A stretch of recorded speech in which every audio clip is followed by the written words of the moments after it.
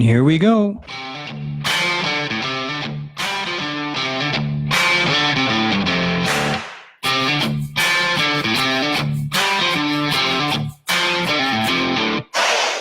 All right, everybody, we are here for a special edition of the Meincke Show podcast, covering the top 5 reasons why I am with Wexit.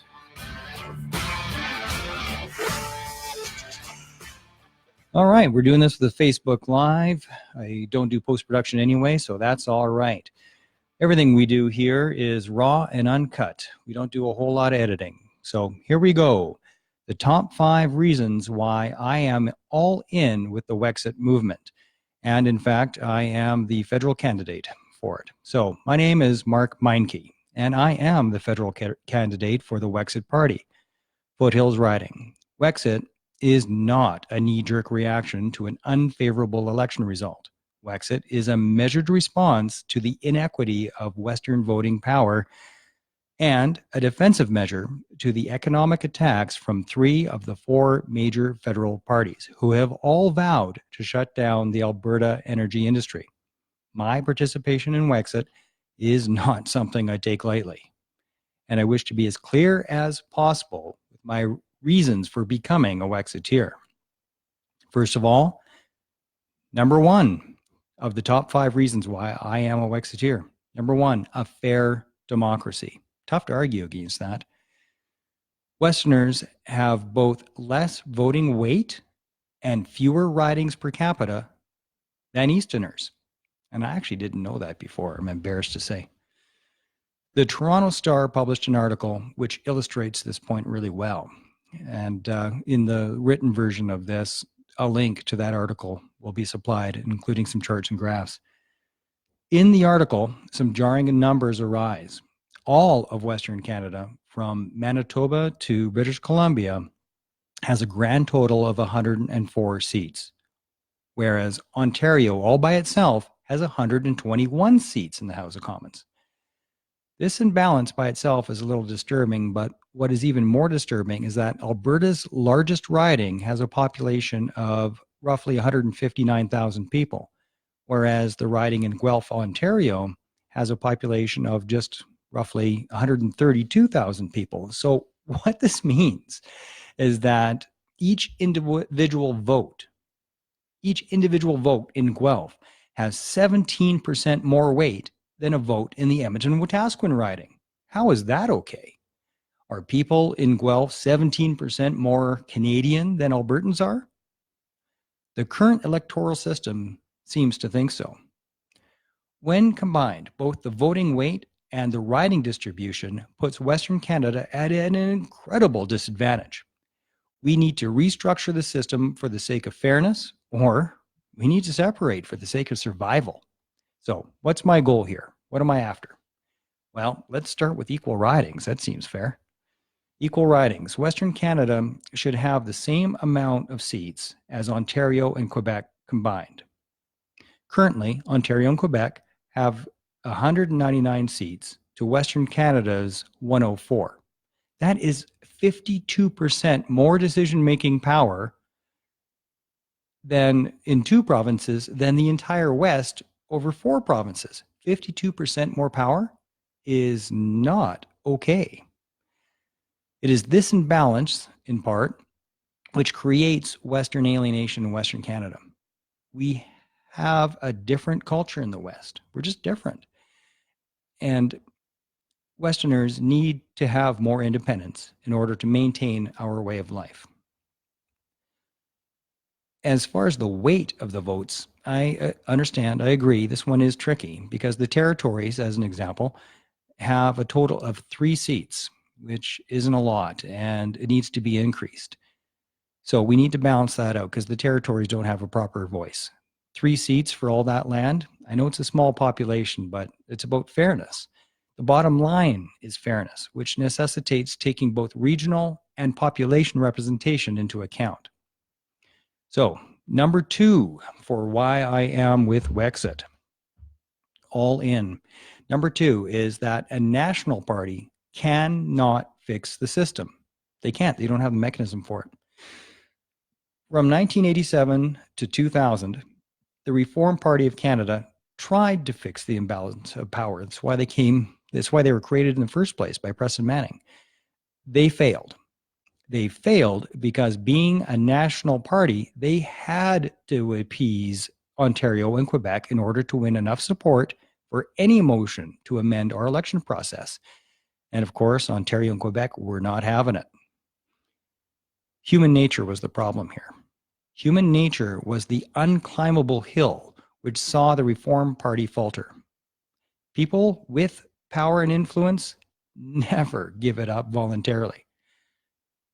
Pleading for fairness simply falls on deaf ears to those who would hold the balance of power. Only by having a powerful negotiation position can one hope to unseat another's power. Only a Western regional party with separatism as part of their agenda can create the mechanism for which change can actually happen. Only a party which works exclusively for the interests of Western Canadians can possibly have the power to effect the necessary changes required to provide an equal and fair balance of power. Wexit is the only way for Western votes to matter. And if you disagree with that, please write out a plan. Show me, show us all how we can get it fixed. Because for 13 years, the Reform Party couldn't figure it out. So if you got an idea that Preston Manning didn't, let's hear it. I'm all ears. Placing all of our hopes and dreams of equality on any national party is a fool's errand, because any national party has no choice but to attempt to serve two masters, the West and the East. Serving two masters who have aligned goals, that might be possible. But serving two masters whose demands are in conflict, that is just not viable. You can't do it. And that's why Confederation isn't working.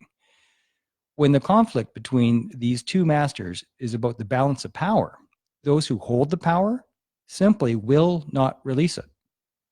History has taught us this time and time again. Freedom, equality, and fairness must be taken through the voting system, of course, democratically, because it's rarely given. They're not just going to hand it to us, folks. They're just not. By forming a strong separatist party, the West will be in a position to take their freedoms back from those who would prefer to keep the West at a significant disadvantage. Number 3, why I am a Wexiteer. Wexit is the only way to break the landlock. It's the only way to break the landlock, which is restricting the Alberta economy. Our Premier, Jason Kenney, is a smart dude. He is. He's an intelligent man, which is why it is frustrating for me to hear him make the claim that separation would increase the landlocked state of Alberta resources. Mr. Kenney knows better than that. He's a smart feller. He is. Mr. Kenney is fully aware that Canada is a signatory to the UN Convention, which allows all landlocked nations access to tidewater for the purpose of exporting their resources. So what this means to us is Canada has already agreed. They've already agreed to grant an independent Alberta access to tidewater. So Canada's already on our side for this if we were an independent nation. Now, let's say we are an independent Western Canada. This happens. BC didn't join us, though, and BC still wants to fight us. Oh, okay. Even if British Columbia continues to fight the Keystone Pipeline, international law will be on Alberta's side. An independent Alberta will also have the ability to respond to British Columbia's pipeline restrictions with our own restrictions on their products moving east by both trucks and by rail. An independent Alberta would have the ability to place tariffs or even implement embargoes if need be. Got to do what you got to do. The bottom line is that an independent Alberta would have an incredible amount of negotiation power, which would be leveraged to break the landlock, which is currently imposed on us by our own country. Our own country is landlocking us and not allowing us to sell our resources anywhere but to the state. So we only have one customer, That's it. We have one customer, which is why they are taking us to the cleaners. They are eating our lunch by buying our oil at an incredible discount for no other reasons that they know we have nowhere else to go. And our own country is doing this to us. Number four of why I have decided to be a Wexiteer. Alberta is Canada's Cinderella. Alberta is Canada's Cinderella. We are kept locked up in a castle to be seen and not heard. Our family makes us do all the tough work while they bask in the spoils of our labor. They reward our hard work and generosity by treating us as though we are dirty and unimportant. We don't feel like we share an equal status with our siblings, and our stepmother doesn't seem to like us at all. 3 out of the 4 major federal parties have said publicly that Canadian energy production must be phased out. 3 out of 4 have falsely described Alberta energy as dirty and unethical. Because of these sentiments, multiple corporations have left Alberta, and many others are closing their doors. Because of a blatant anti-Alberta sentiment from our federal leaders, multiple business owners have decided that they can no longer survive in a province where they are under attack by their own government.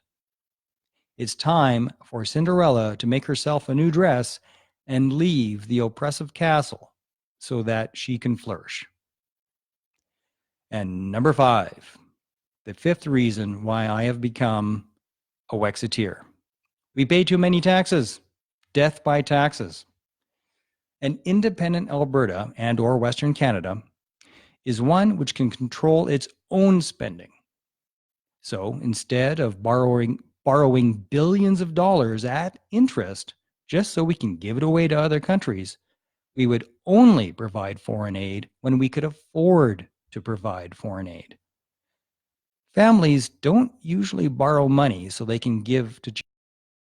Instead, only after paying their own necessary bills do they set aside a portion which is left over for charity. Only with surplus money can we help others in need without causing harm to ourselves. It's okay to be helpful as long as it's not hurting ourselves. We can't take food from our own family by giving it to others. We have to look after ourselves first. Currently, Canada is neither efficient nor is it responsible with how it spends our tax money. This has to change. By being responsible with our tax dollars, the Republic of Western Canada will provide a far lower tax burden on its citizens while improving public services, healthcare, education, infrastructure, and all other public services will benefit greatly by having a fiscally responsible government. The people are frustrated with how tax dollars are wasted without any respect for the taxpayers who are providing the funding. It is possible, and in fact, it is necessary to increase our standard of living while decreasing the tax burden. This can only be done with either a new system or a new country. I am Mark Meincke. Thank you for tuning in to the Meincke Show podcast. Please, on whichever platform you're listening to this on, whether it be on YouTube, Anchor.fm, Google Podcasts, Apple Music, or any of the other podcast platforms, or if you are watching this on Facebook, please click like and subscribe, and don't miss another episode of the Meincke Show podcast.